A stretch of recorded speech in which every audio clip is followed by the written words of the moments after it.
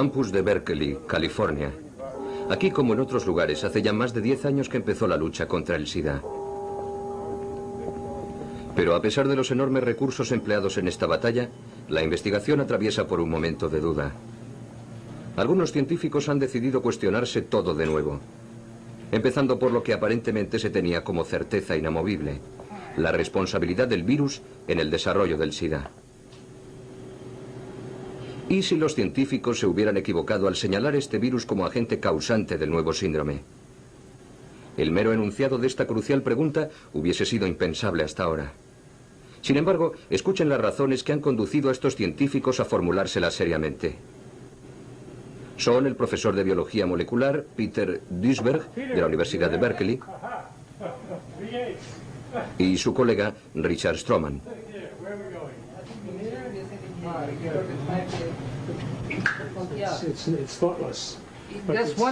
Por haber dicho lo que ustedes van a oír ahora, estos dos investigadores han sido tachados de inconscientes. Sin embargo, forman parte de la élite científica norteamericana. Yo no creo que se haya descubierto aún la causa del SIDA. Desde luego que no. Si se hubiera descubierto, a lo largo de estos 10 últimos años hubiéramos avanzado enormemente en su tratamiento y en su prevención. Pero no ha ocurrido así. Se están descubriendo muchas cosas acerca del VIH. Esto no se cuestiona. Quiero decir que sabemos más del virus de lo que aparentemente necesitamos saber, pero no estamos descubriendo nada sobre el SIDA.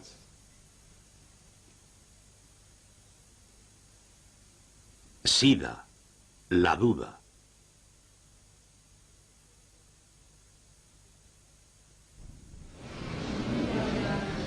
Abril 1984. El profesor Gallo anuncia que se ha conseguido identificar la causa del SIDA. La clase científica americana se congratula de esta gran victoria, hasta que se dan cuenta de que el virus, teóricamente encontrado en su laboratorio, proviene de otro lugar. Es aquí, en el Instituto Pasteur de París, donde el virus del SIDA ha sido identificado y aislado por primera vez por el equipo del profesor Montagnier.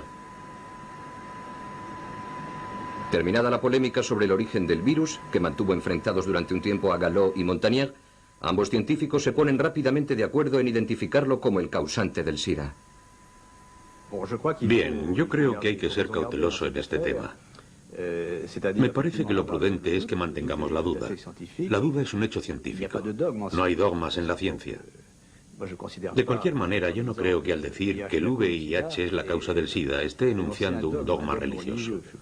Mi opinión es que se trata de una afirmación basada en datos. Datos que actualmente son numerosos y que a medida que pasa el tiempo van en aumento. Cada vez es más pequeño el número de personas que rechaza estos datos. Hay que estar ciego, sordo y mudo para no aceptar que este virus está efectivamente asociado al SIDA. Al igual que el profesor Wayne Hobson que vemos aquí, todos los científicos del mundo coinciden en que el enemigo a combatir es el VIH. Todos menos uno. Peter Duisberg se opone con argumentos a la hipótesis oficial de que el VIH es la causa del SIDA. Entiendo que Duisberg planteara este tema en su momento, porque entonces aún no existía una toma de conciencia general de que todavía no disponíamos de los elementos suficientes para afirmar que esto era así. Pero yo nunca estuve de acuerdo con Duisberg. Para mí los hemofílicos y los niños infectados eran prueba suficiente. Además estaba la cuestión del SIDA en los monos. Pero él planteó el asunto y una de dos. O le respondíamos o le ignorábamos. La actitud de la comunidad científica despreció en cierto modo a Duisberg porque, en vez de responderle con argumentos científicos, reaccionó escandalizándose. ¿Pero esto qué es? ¿Cómo se puede decir una cosa así en nuestros tiempos? A partir de 1987, la polémica planteada por Duisberg sobre la implicación del VIH en el SIDA se debatió en la prensa científica. Pero las escasas respuestas aportadas por sus colegas no le hicieron cambiar de opinión. Aún hoy, él opina que no está suficientemente probada la implicación del VIH en el SIDA. El VIH que vemos en estas imágenes pertenece a un determinado tipo de virus, los llamados retrovirus, que Duisberg lleva estudiando desde hace más de 30 años.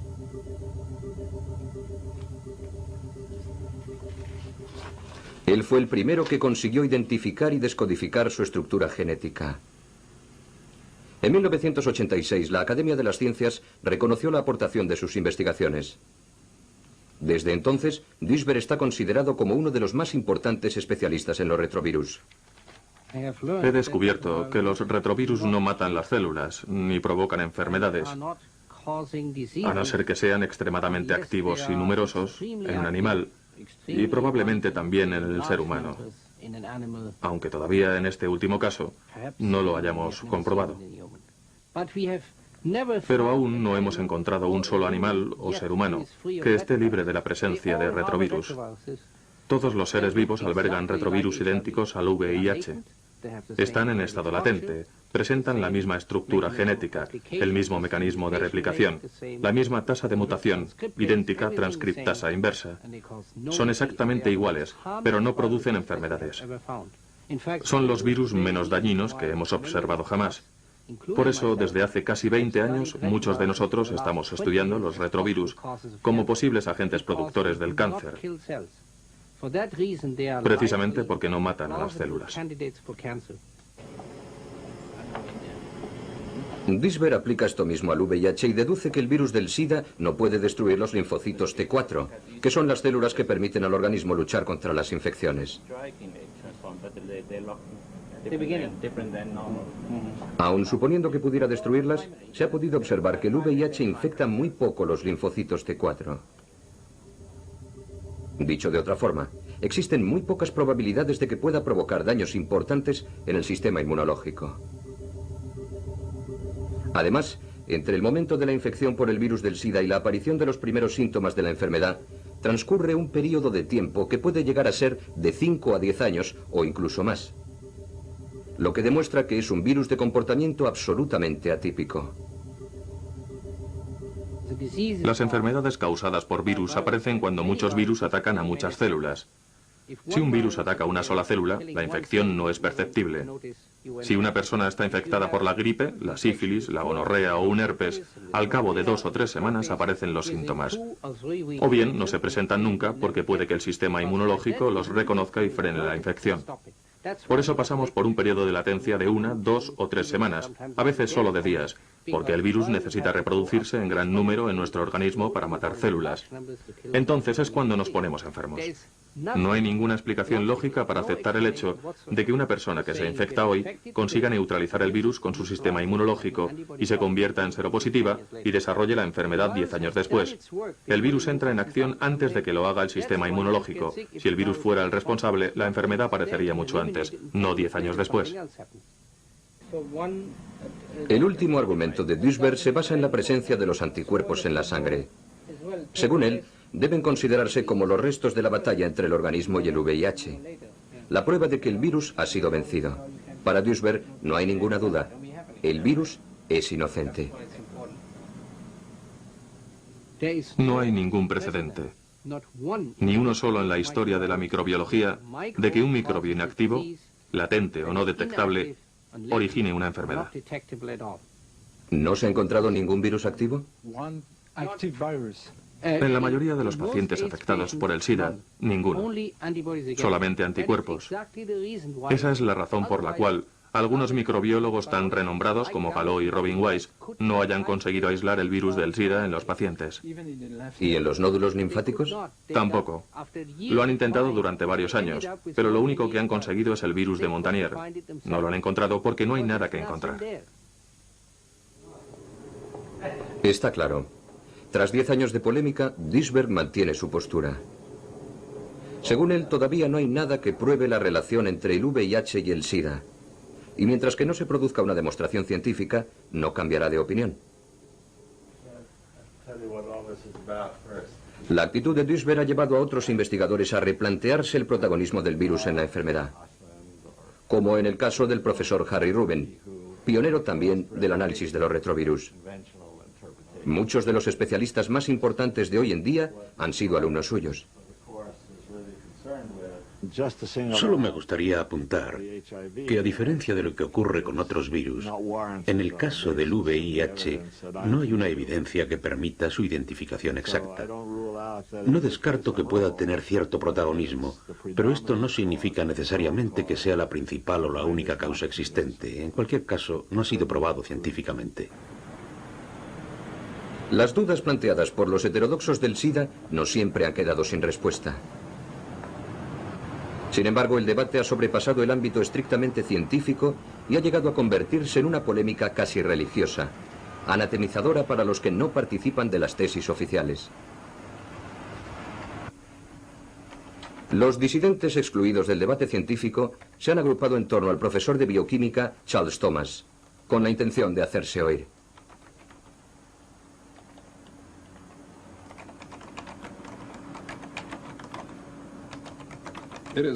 La opinión generalizada entre la gente es que el causante del SIDA es un retrovirus conocido por VIH. Sin embargo, muchos científicos biomédicos ponen en duda esta hipótesis. Nosotros proponemos que un grupo de científicos independientes pondere de manera exhaustiva todas las pruebas existentes a favor y en contra de esta posibilidad. También proponemos que se efectúen estudios epidemiológicos críticos. Hemos enviado nuestra propuesta a varias publicaciones científicas, pero ninguna la ha publicado, a pesar de que iba avalada por la firma de casi un centenar de prestigiosos investigadores.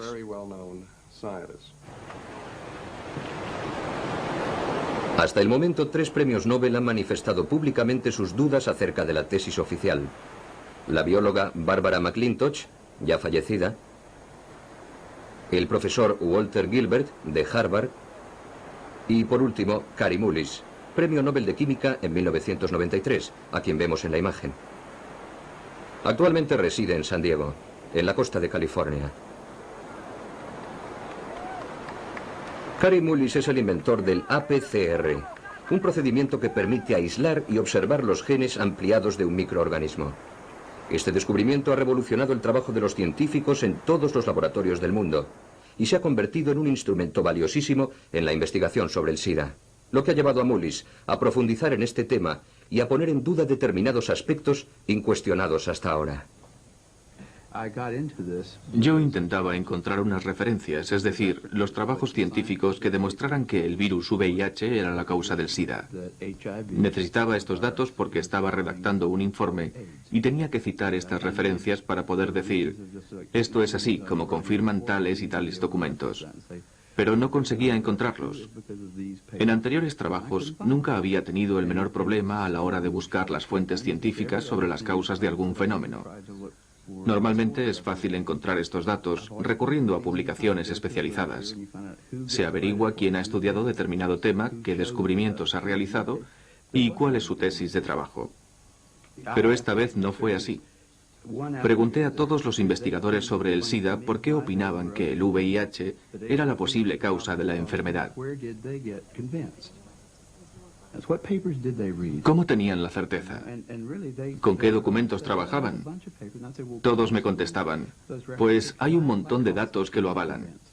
Y yo les decía, ¿podría decirme exactamente cuáles? Yo estaba deseando encontrar lo que buscaba para terminar mi trabajo. Necesitaba esos datos para citarlos en mi informe sobre el VIH en la sangre. Solo quería eso. Solo quería documentar mis teorías y para ello necesitaba la prueba de que el VIH era la posible causa del SIDA. Pero no pude conseguirlo.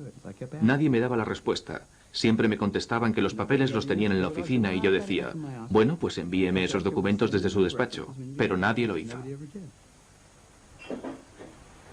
Para Mullis, esta dificultad en conseguir las pruebas demuestra que la investigación se ha realizado sin respetar las reglas más elementales de la metodología científica. Mullis es de la opinión de que en el tema del SIDA todo se ha hecho con demasiada precipitación. La investigación, la divulgación pública, el intercambio de opiniones entre la comunidad científica y, por último, la conclusión a la que se ha llegado, que no es más que una verdad a medias. Normalmente la ciencia no suele discurrir por esos caminos. Cuando se quiere afirmar algo, hay que experimentarlo previamente para obtener unos resultados. Hay que estudiar el tema con detenimiento y preguntarse si hay algo en lo que nos hayamos podido equivocar. Si es así, conviene realizar un nuevo experimento para comprobar los datos. Las ruedas de prensa deben convocarse después de concluir este proceso.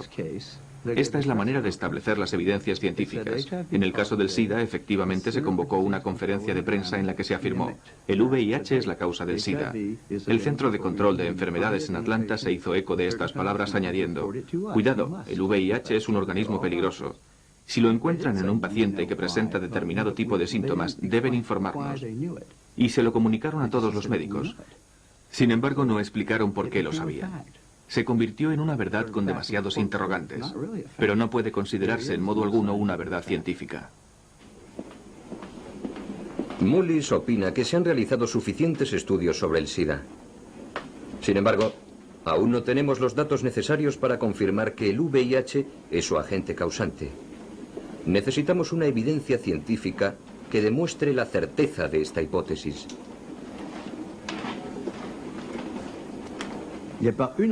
No disponemos de una evidencia científica, solo hay un muestrario de argumentos. Permítanme un símil. Tenemos un culpable al que no hemos visto asesinar a su víctima. No le han pillado infraganti, pero existen pruebas en su contra, manchas de sangre o lo que sea, y se le lleva a juicio. Y ocurre como en el caso del señor O.J. Simpson, que aunque hay ciertas evidencias que le inculpan, por distintos motivos el asunto toma un sesgo diferente. El profesor Montagnier dispone de un descubrimiento reciente que contradice los argumentos de sus adversarios sobre el estado latente del virus previo al desarrollo de la enfermedad. Dos artículos publicados en la revista científica Nature sostienen la teoría de que el virus no pasa nunca por un periodo latente. Desde que el individuo se infecta, el VIH y el sistema inmunológico libran una batalla encarnizada. Batalla que finaliza con la victoria del virus. John Maddox, redactor jefe de la revista, ha pedido a Duisberg, a Mullis y a los que rechazan el protagonismo del VIH en el SIDA que reconozcan públicamente su equivocación.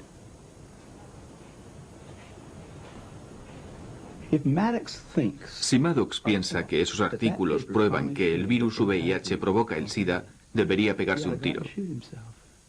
Nunca ha aceptado las hipótesis alternativas de las personas como yo.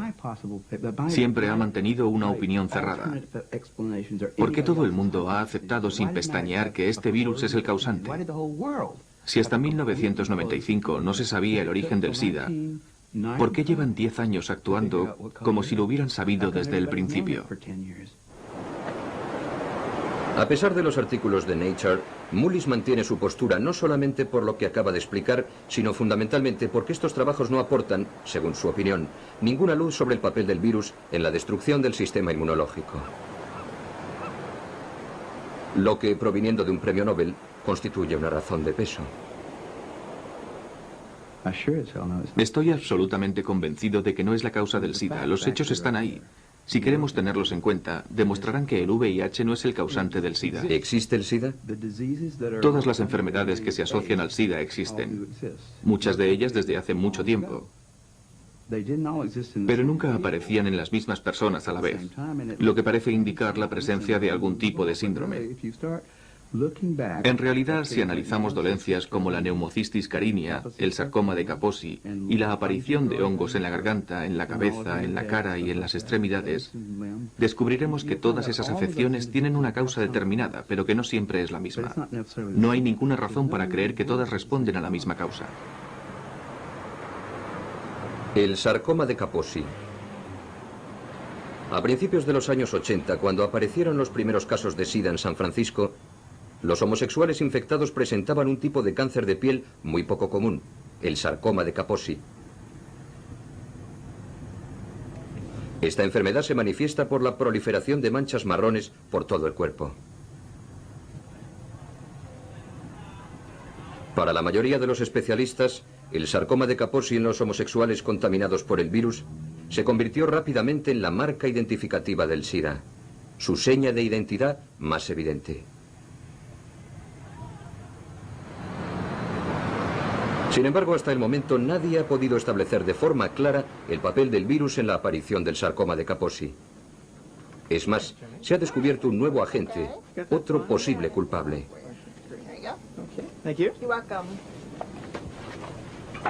El doctor Harry Haberkos del Departamento de Drogas de Rockville, Estados Unidos, ha estudiado los efectos de las drogas.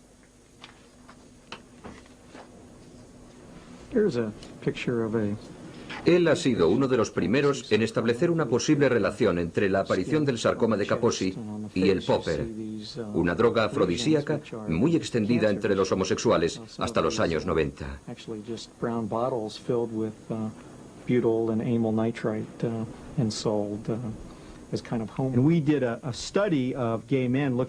Hicimos un estudio entre los gays analizando su comportamiento, sus hábitos sexuales, las drogas que tomaban, etc. Y descubrimos que los que padecían el sarcoma de Kaposi tenían patrones de comportamiento distintos a los que, por el contrario, desarrollaban neumocistis. Y descubrimos que la diferencia radicaba en la utilización o no del popper. Ante esta evidencia, el Departamento de Drogas realizó numerosas campañas de prevención, advirtiendo del peligro del uso del popper en grandes dosis. Posteriormente fue prohibida la venta del popper, y el resultado se ha visto reflejado en los últimos estudios epidemiológicos. En los últimos años se ha producido un notable descenso en la aparición del sarcoma de Kaposi, tanto en términos absolutos como porcentuales. ¿A qué es debido? Bueno, yo creo que guarda relación con la inhalación de nitrato. Últimamente ha descendido el uso de este producto. Sin embargo, no sabemos si se ha producido una disminución del virus entre estas personas.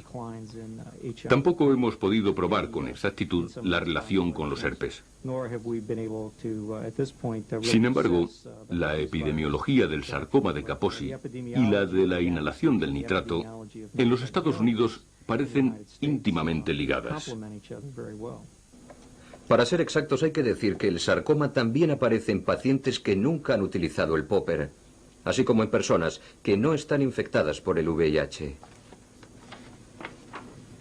Lo que demuestra que las cosas son mucho más complicadas de lo que se pensaba en un principio. El agente responsable no está muy claro. Sabemos que estos nuevos herpes han aparecido en algunos afectados. Y también conocemos su relación con el popper. Puede que el VIH no tenga necesariamente que ver, pero lo que es seguro es que además del popper, tiene que haber otro agente responsable. El origen de la enfermedad sigue siendo incierto. Aunque el avance de las investigaciones apunta a restar protagonismo al virus VIH, en nuestros días el sarcoma de Kaposi sigue estando asociado a las enfermedades propias del SIDA. Nos encontramos en un punto muerto. Hasta ahora hemos creído en la ecuación VIH igual a SIDA. Pero si el virus no es la causa del sarcoma de Kaposi, nadie debería considerar el SIDA como una enfermedad nueva y tampoco nadie debería creer en el VIH. Y ahora se olvidan de todo, menos del virus. Resulta que hasta el sarcoma de Kaposi no es una enfermedad del SIDA. ¿Por qué no nos olvidamos también de la neumonía? ¿Y entonces qué nos queda? Nada. Pasemos a otro tema, cambiando de escenario. Recordemos este anuncio publicitario de 1987.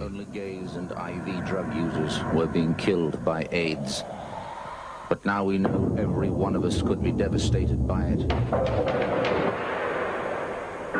The fact is, over 50,000 men, women and children now carry the AIDS virus.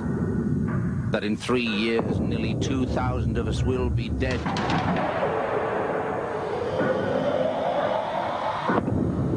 That if not stopped, it could kill more Australians than World War II.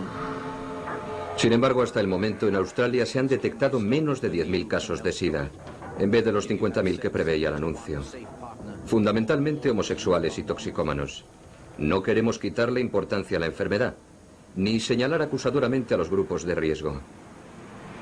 Afortunadamente, a veces, las previsiones se equivocan. En Francia, Alemania y otros países europeos, la epidemia se ha estabilizado. Incluso comienzan a aparecer síntomas de receso. No se ha producido la anunciada generalización de la enfermedad entre los heterosexuales. Seguramente han influido las campañas de prevención, pero también existen otras razones.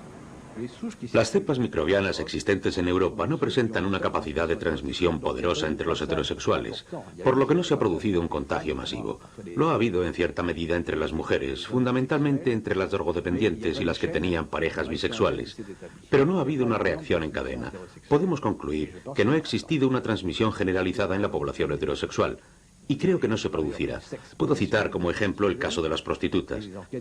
Las encuestas demuestran que solamente se han infectado un 2 o un 3% de ellas y que este porcentaje no va en aumento, excepto en el caso de las toxicómanas. Los estudios epidemiológicos realizados sobre las prostitutas no toxicómanas en las grandes ciudades europeas confirman las conclusiones del profesor Montagnier. De hecho, en algunas ciudades europeas no se han encontrado prostitutas seropositivas. Si partimos de la base lógica de considerar a las prostitutas como el grupo de mayor riesgo entre la población heterosexual, podemos deducir que el contagio por el virus del SIDA entre el resto de los heterosexuales será aún menor.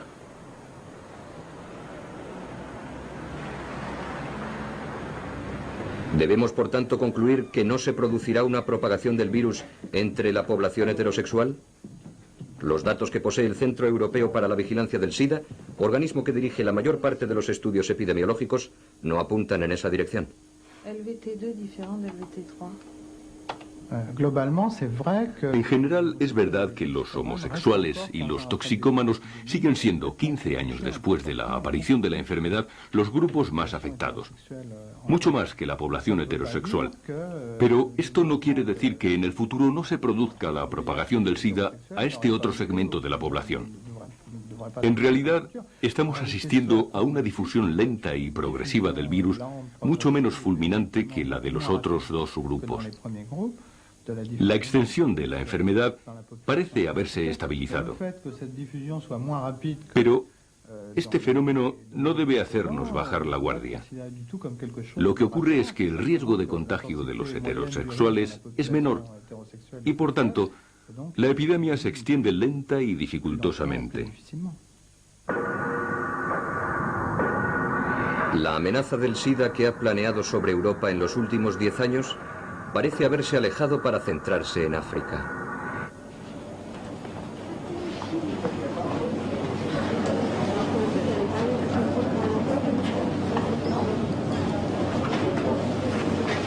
Desde allí, desde el otro lado del Sáhara, nos llegan imágenes espeluznantes que no permiten albergar la menor duda.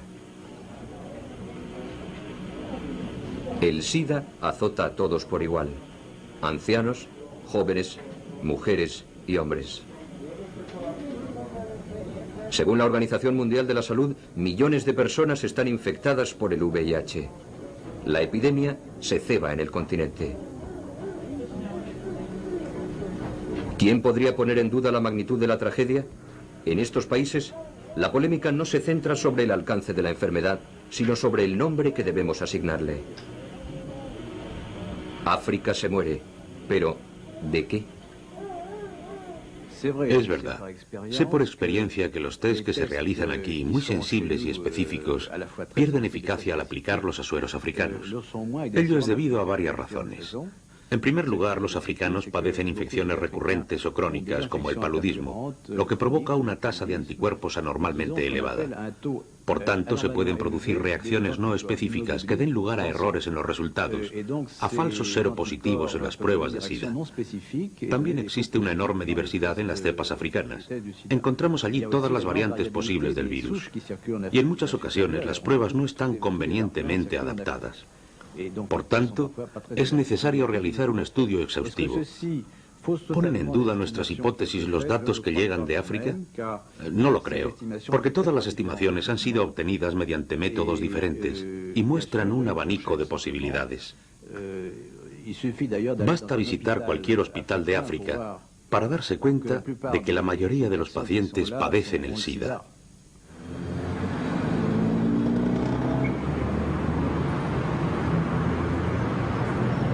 Partiendo de estos mismos datos, una publicación británica ha expuesto unas conclusiones radicalmente distintas.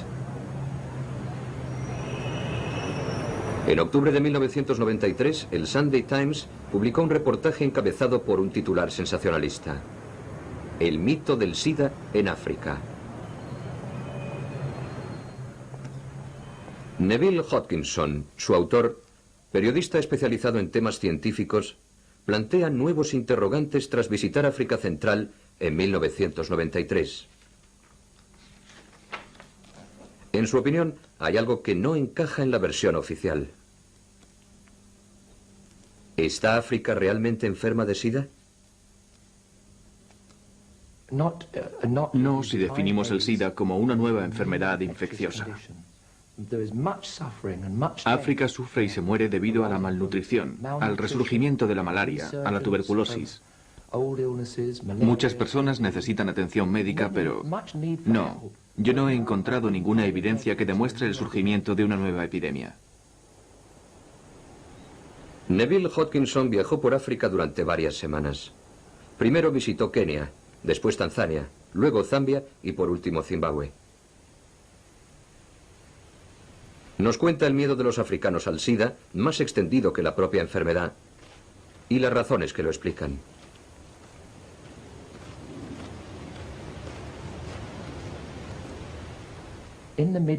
A mediados de los años 80 llegaron los científicos americanos con los nuevos test del SIDA y empezaron a aplicarlos a grandes grupos de población.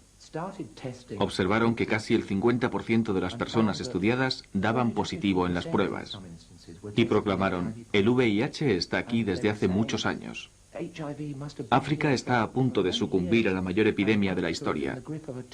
Y claro, crearon un clima de auténtico pánico. El terror está presente en todas partes, y de forma infundada, según escribe Neville. Él no ha visto el SIDA. No lo ha encontrado en las aldeas diezmadas por la malaria, ni en los cementerios improvisados para hacer frente a la hecatombe. África se muere, como siempre, a causa de algo que no tiene nada que ver con una nueva enfermedad que en Occidente llamamos SIDA. Cuando llegué a África, lo primero que me sorprendió fue no encontrar esos hospitales atestados de enfermos de SIDA, esos pueblos arrasados por la enfermedad de los que tanto se había escrito. Pero cuando preguntaba de qué se estaban muriendo, siempre me contestaban: de SIDA. Yo decía: bien, ¿pero de qué enfermedad? Porque el SIDA es un síndrome de inmunodeficiencia. Y me contestaban: bueno, este paciente tiene tuberculosis, este otro una diarrea crónica y este malaria. Había muchas enfermedades diferentes, fiebres, diarreas, todas las que ha habido siempre en África y que ahora los médicos han rebautizado como SIDA, debido al miedo que provocaron los test que se realizaron en su día. ¿Es posible que se haya cometido un error de tal magnitud? Hoy en día muchos investigadores se han planteado la misma pregunta. El profesor Issex, un científico norteamericano, ha realizado recientemente un estudio en Zaire en el que muestra que las personas afectadas por la lepra, no por el VIH, reaccionan positivamente a las pruebas del SIDA. Paradójico. Issex resalta que los resultados de los test deben ser interpretados con suma cautela cuando se trata de pacientes infectados por enfermedades micobacterianas, como por ejemplo la lepra y la tuberculosis. Afirma que los test no son un elemento suficiente para diagnosticar el SIDA en las regiones de África Central donde dichas enfermedades están muy extendidas, es decir, casi todo el continente. Es una pésima noticia, porque la tuberculosis y la lepra están absolutamente extendidas por toda África. Pero como siempre que informamos sobre esto, ningún científico especializado se ha hecho eco de nuestras palabras. Pretenden seguir adelante como si nada hubiera ocurrido. Hasta el momento, Hodgkinson no ha obtenido respuesta alguna. Ni por parte de los periodistas que están en desacuerdo con él, ni por parte del propio profesor Issex.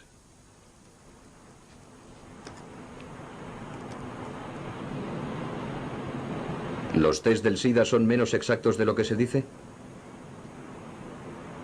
Aquí, en Australia, un equipo de investigadores de Perth ha realizado un estudio exhaustivo sobre este tema. Y precisamente en este hospital.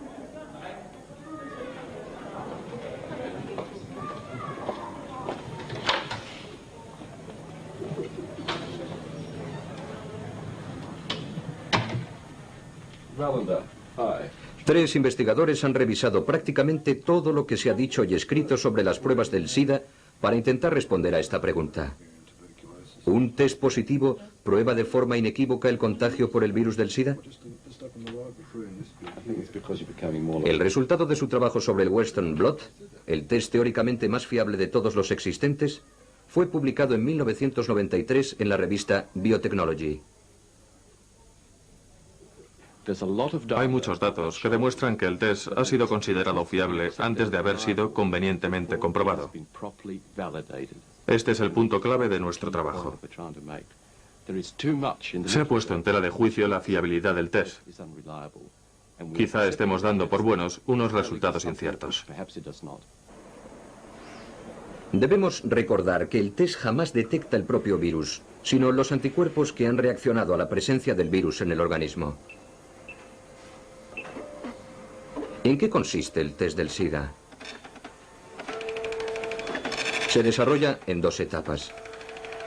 La primera es el test ELISA. Si el resultado es positivo, debe ser obligatoriamente confirmado por una segunda prueba, el test de Western Blot. El Western Blot consiste en una bandeja sobre la que han sido fijadas las diferentes proteínas del virus. Dicha bandeja se pone en contacto con el suero del paciente. Si el suero contiene anticuerpos contra el virus, las proteínas aparecen en forma de bandas negras. El test es positivo cuando la bandeja presenta varias bandas negras. Hasta aquí todos de acuerdo, pero posteriormente las cosas se complican porque los criterios valorativos cambian de un país a otro. Francia no tiene los mismos criterios que los Estados Unidos para aceptar una prueba positiva.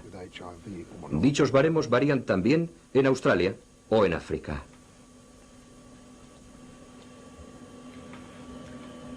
En estas columnas podemos observar los distintos criterios que se emplean para definir un test Western Blot positivo, es decir, para establecer cuándo una persona está o no infectada por el VIH.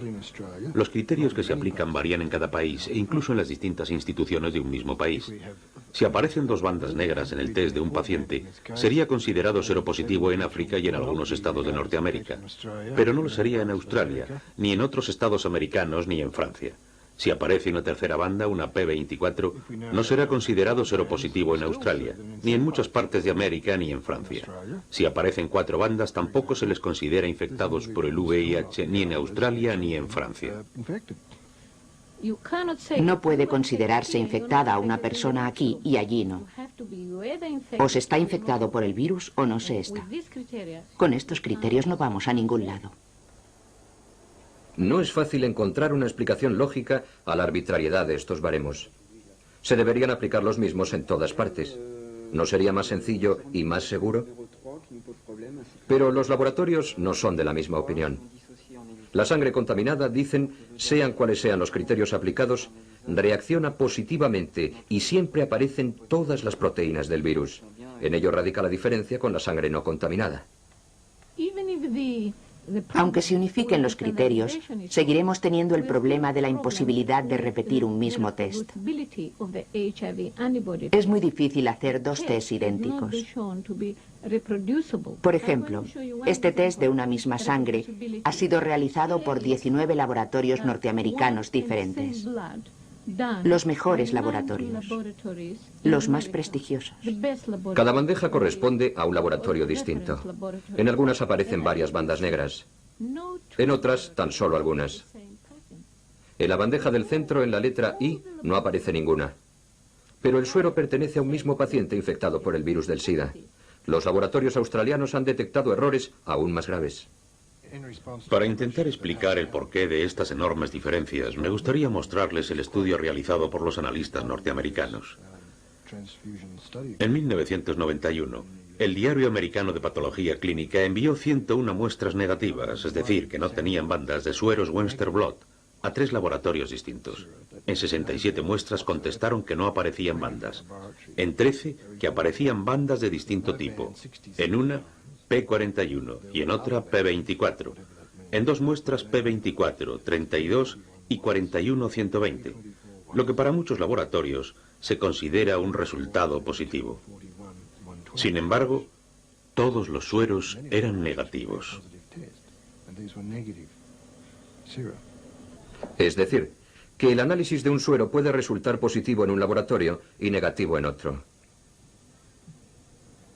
Los australianos opinan que los resultados contradictorios ponen en entredicho la validez del propio test, su capacidad para determinar si una persona está o no infectada por el virus, lo que los científicos denominan especificidad. La especificidad de un test asegura que el resultado sea positivo solo cuando el virus está presente en la sangre. Si el virus no está en la sangre y a pesar de ello hay un resultado positivo, el test no es específico. Los australianos han llegado a afirmar que los resultados positivos en las pruebas del SIDA no confirman de manera absoluta que una persona esté infectada por el VIH. Para comprobarlo, han realizado pruebas de SIDA a ciertos animales que no sufren la infección por el virus.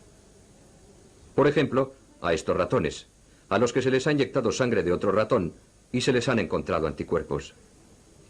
También a estos perros. De los 144 perros utilizados, la mitad presentó los mismos resultados que los ratones. Se han realizado pruebas a partir de sueros extraídos en 1968 a indios amazónicos. Muchas de ellas dieron resultados positivos a pesar de que en esas tribus no se ha producido nunca ni un solo caso de SIDA. Lo mismo ocurre entre algunas poblaciones de ciertas regiones de África. Los virólogos que trabajan con el virus del SIDA están acostumbrados a este tipo de reacciones falsas. Están provocadas por la presencia de anticuerpos distintos a los que reaccionan contra el virus del SIDA. Los australianos están convencidos de ello y plantean además otra cuestión.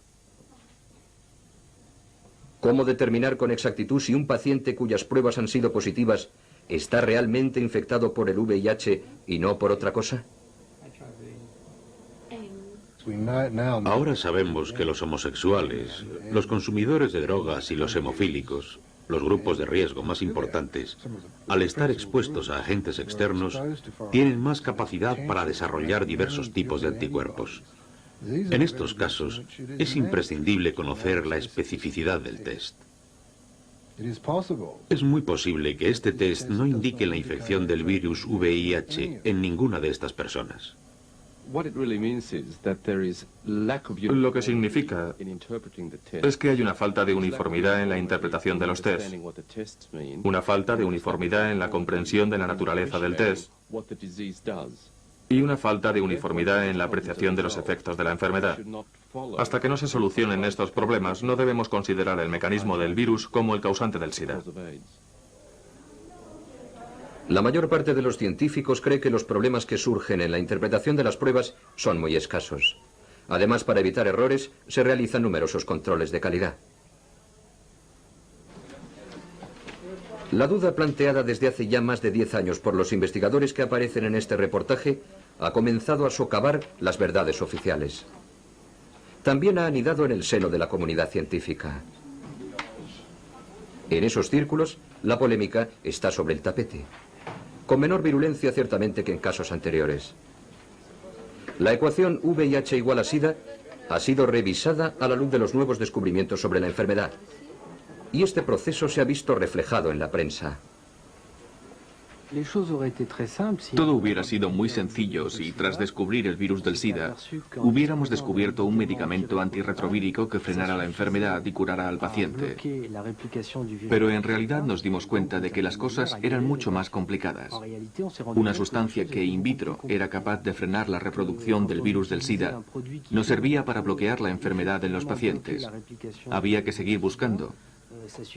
Había que intentar llegar a comprender por qué la epidemiología del SIDA no es igual en los países industrializados que en los países en vías de desarrollo, en África o en Asia. Por tanto, había que intentar dar respuesta a muchos interrogantes, y la presencia del virus no explicaba por sí misma todos ellos.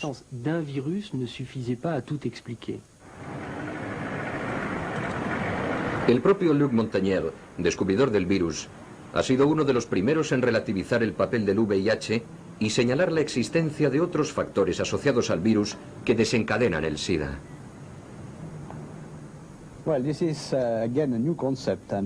Nos encontramos en San Francisco en 1990, en un momento muy importante en el que se estaba celebrando la 6ª Conferencia Internacional sobre el SIDA.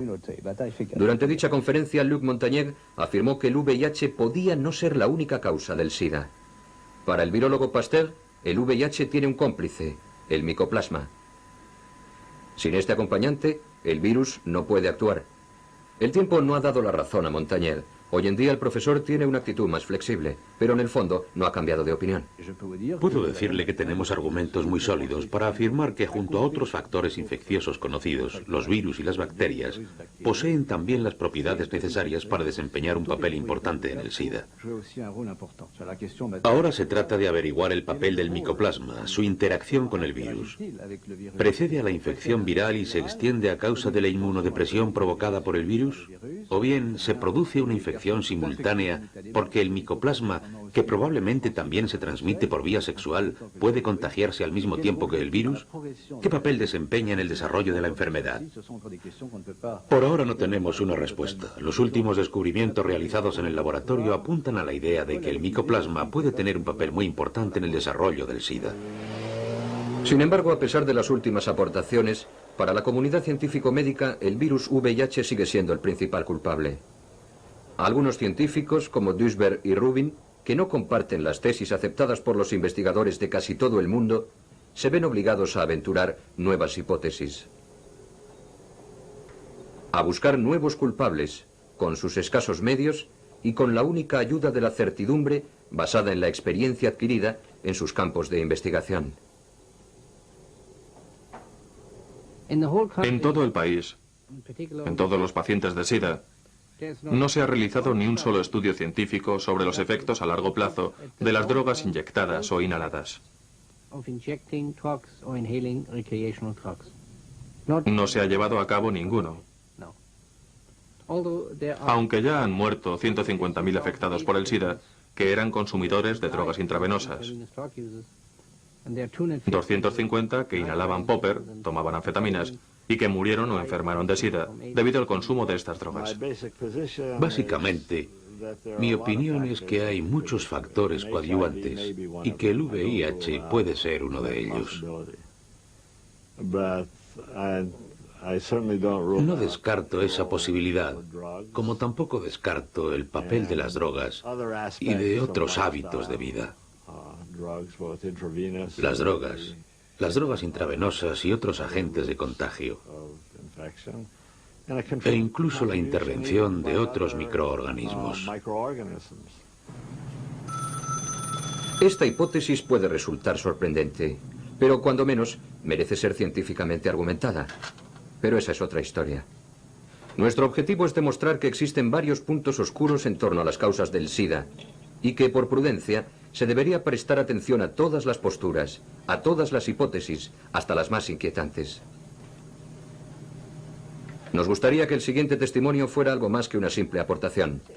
Nos referimos a Daniel Kosland, antiguo redactor jefe de la revista Science. Escuchemos sus palabras. Seguiremos debatiendo sobre la causa del SIDA hasta que consigamos curarlo. Hasta entonces, siempre habrá personas que digan que no vamos por buen camino, que deberíamos intentarlo por otras vías. No creo que consigamos evitar que pongan en tela de juicio nuestro trabajo hasta que encontremos la solución. Cuando ésta aparezca, el debate habrá llegado a su fin.